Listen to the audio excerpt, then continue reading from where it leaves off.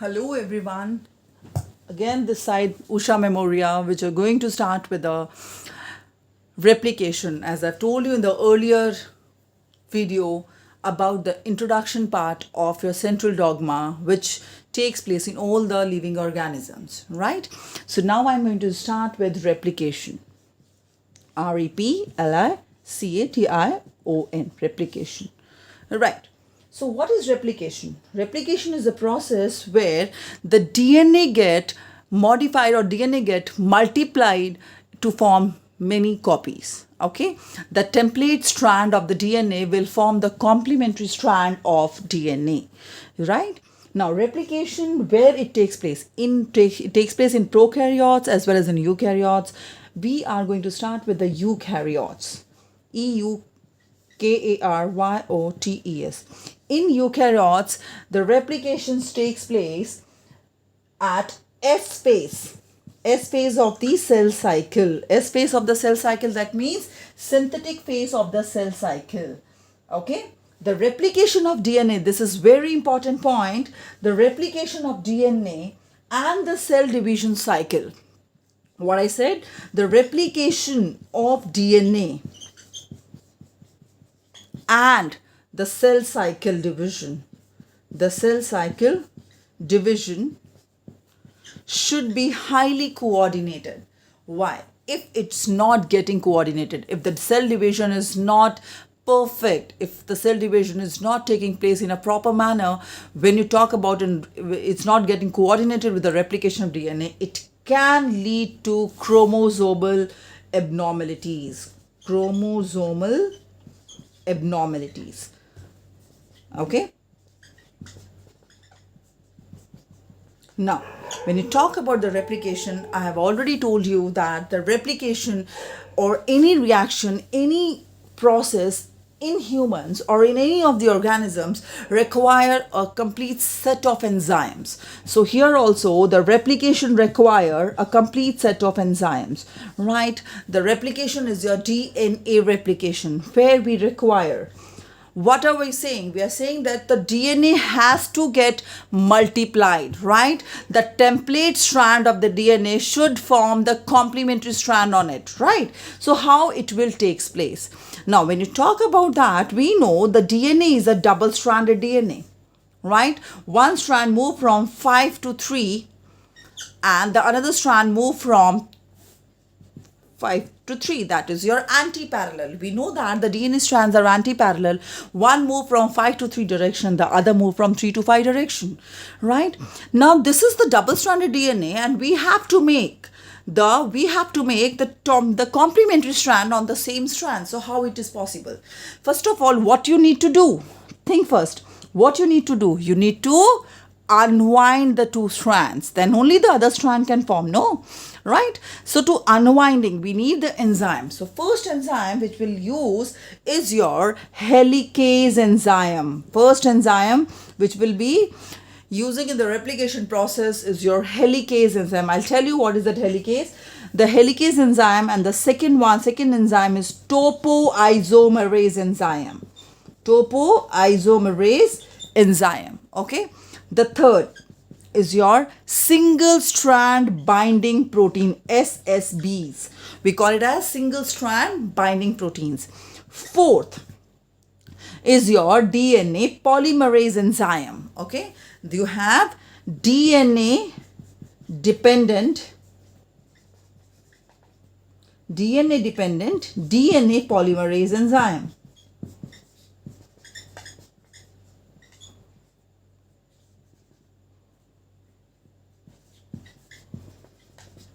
Okay, the DNA dependent DNA polymerase enzyme which will polymerize the strand. Okay, then you have about the primase enzyme, and last but not the least is your ligase enzyme. Ligase. Ligase enzyme. Is that clear to you all? So now I am going to tell you about the different enzymes and their functions in the replication. The first enzyme, as I've told you, is your helicase enzyme. What is the meaning of helicase? Okay, the helicase enzyme, the main purpose of helicase enzyme is what? The main purpose of helicase enzyme to unwind the two strands. Now see students, when you talk about unwinding, right? When you talk about unwinding, what I'm doing? I'm unwinding the two strands, right? Now when I'm unwinding the two strands, it is just like a rope. When you unwind the two strands, what is happening? The top strands starts getting more and more winding forms, right? So they get too much of winding on one side, the other side is getting unwinded. Now if it get more and more and more and more and coiled, it will create tension in the strand. So that tension has to get released out because the helicase enzyme cannot work upon on a highly coiled strands, right? So it has to get unwinded. So for that we need topoisomerase enzyme. It produces one small nick to release the tension in the strands which is occurring due to the helicase enzyme. Is that clear to you? Now these are the two strands which are complementary to each other. We know the characteristic feature of the DNA that the two strands, when they are complement to each other, the hydrogen bond between the two nitrogenous bases make them more winding form, and they both are very close to each other. Now when you talk about the rope also, when you open the rope, right? Now see here, when you open the rope and you leave the rope will come again to its original position.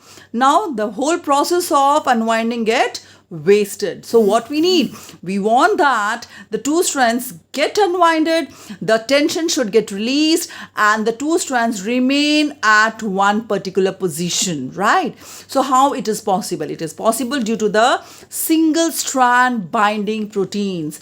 These single strand binding proteins attach on both the strands so that the two strands do not come closer to each other.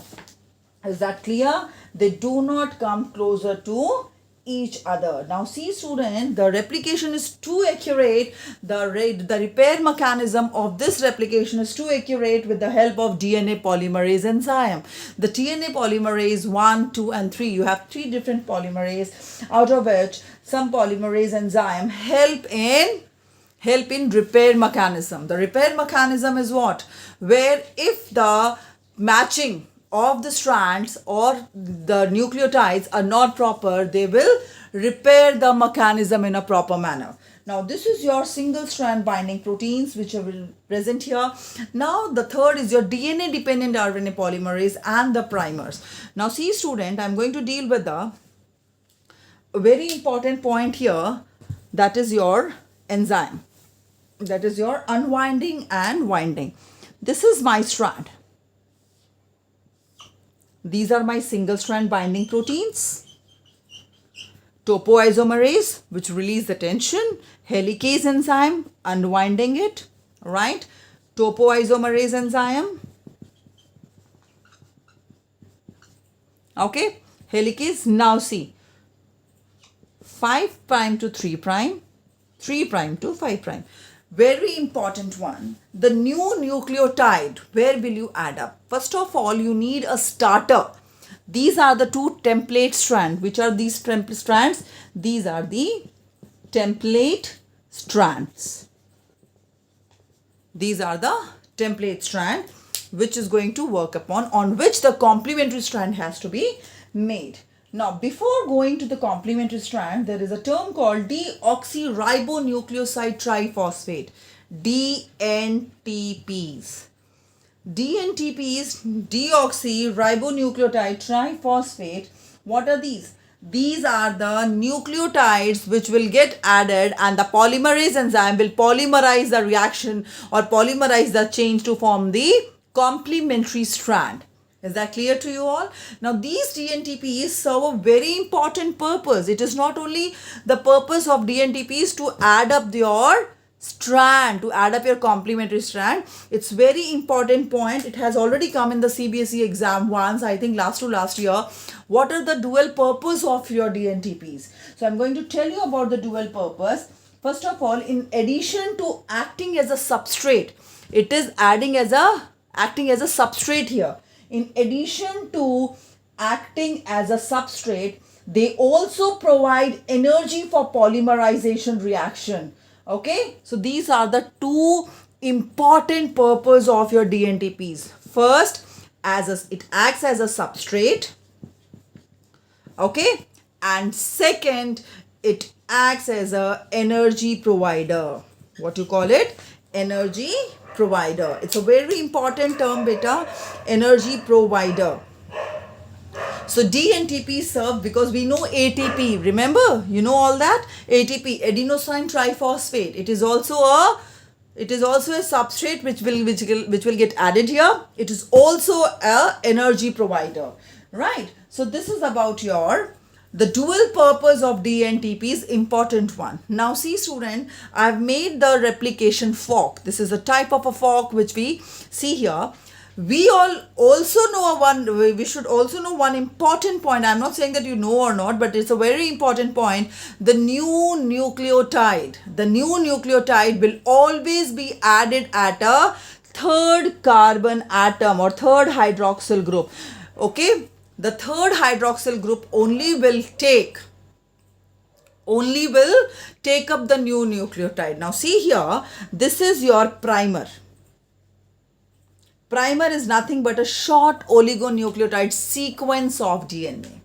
Okay. Now this is your third 3 prime. This will be your 5 to 3 direction. Alright. Now here also the other primer will be added. This will be your 5 to 3 direction. Right. Because the strand will be complementary. So the new strand which will form should have the polarity of 3 to 5 in the opposite direction. Now see, the direction of replication is this one. Fork will get open, strand will form, and it will be forming and it will be moving in this direction, right? Now these primers are the starters. Now the DNA-dependent DNA polymerase enzyme will add up the the nucleotides, which are the presence as a substrates here, and the reaction will take place. It will polymerize in a continuous manner. Why it is polymerizing in a continuous manner? Because the 3 prime is an open end, and we know the molecules, the nucleotides will be added at the 3 prime hydroxyl group of your DNA, right? Okay, so it is a continuous manner. It is moving in a continuous manner, right? The second one is here. Now we know the nucleotides will get added at a 3rd carbon atom. So nucleotide will be added, but in which direction? In this direction. Now in this direction, do we have a template strand further? No, we don't have the template strand further. So what is happening here? What is happening? It doesn't have any further nucleotide or the template strand. So no more new complementary strand will form here. It will not form. So what will happen? A new primer will get added, okay, which will make the template strand, complementary strand in this direction and stop. Same way, the new primer and the complementary strand in this way. Right. Now see, you can easily identify which is a continuous strand and which is a discontinuous strand. This is your discontinuous strand, or you call it as a lagging strand. You call it as a discontinuous strand or you call it as a lagging strand. हम इसे lagging strand इसीलिए कहते हैं क्योंकि what is happening here? Your strand is not getting formed completely. It is being made in a fragments. And who identified? Why? Because there is another name, lagging strand, discontinuous strand, and there is another name known as Okazaki fragments. You call it as a one more name, Okazaki fragment. Why you call it as Okazaki? Because he was a scientist who found this, who discovered it. He was a Japanese scientist who discovered the Okazaki segments in the year of 1968. Okay, he found out in the 1968. Okay, and it also being called as a semi-discontinuous replication, where the replication is taking place in a discontinuous manner. Right.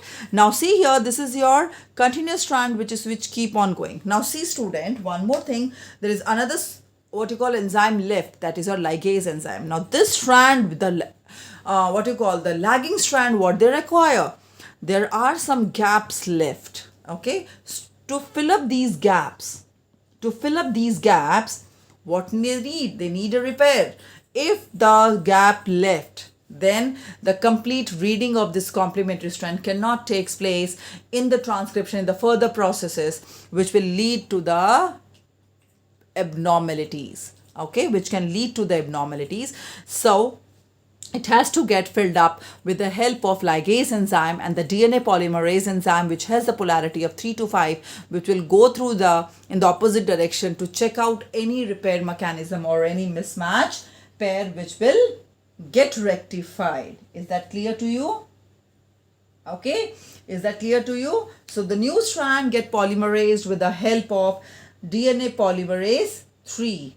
Now this DNA polymerase 3 cannot work. It is an enzyme. It cannot work of its own. It requires the cofactor, which is known as Mg2 plus, magnesium. Okay, Mg2 plus is required. So DNA polymerase 3 along with the DNA, with other DNA polymerase 1 and 2, has the capability to elongate an existing DNA strand, but they cannot initiate the synthesis.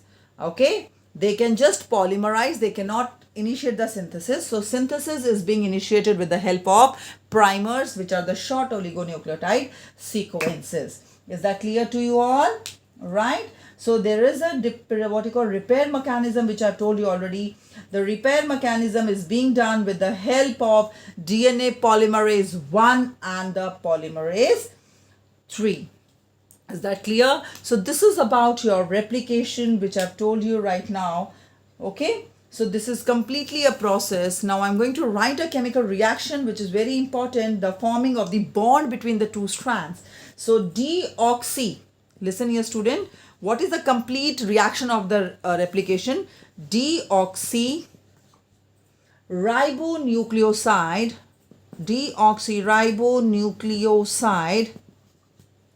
triphosphate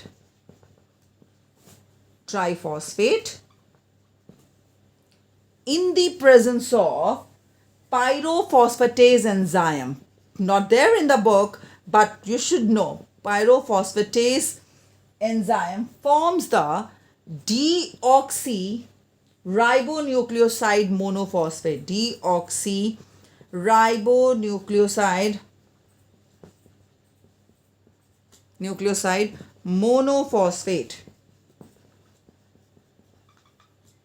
monophosphate plus 2-pyrophosphate plus energy. So as I've told you, the process of formation of bond is also energy gaining one. Energy is utilized in the formation of hydrogen bond between the free nucleotides and the nitrogenous bases of the templates. Now here they will form the bonds. A bind with the T with the help of hydrogen bonds. We know that, right? With a double hydrogen bond. So it is completely a process of what you call energy getting, and that you get it from the Dntps. This is the complete reaction for the Dntps. So deoxyribonucleoside triphosphate acts as a substrate, plus in the presence of pyrophosphatase, it gives you the it releases the energy and get converted from tri to monophosphate. Clear this thing? So this is about your replication. I hope you like the video, and if you like the video, kindly do comment, share and subscribe. Thank you very much. And in my next video, if you like it, kindly comment it so that I can continue with the same pace, and I'll teach you with a new topic, that is your transcription, in the next video. Thank you very much for the patience hearing. Thank you.